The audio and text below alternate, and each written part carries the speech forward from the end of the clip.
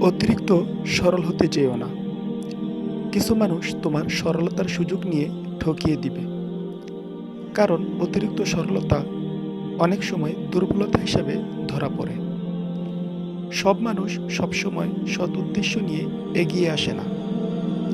তাই মানুষের সাথে মেশার আগে তার সম্পর্কে ভালোভাবে জানতে হবে এবং সবসময় সরলতা দেখানো যাবে না।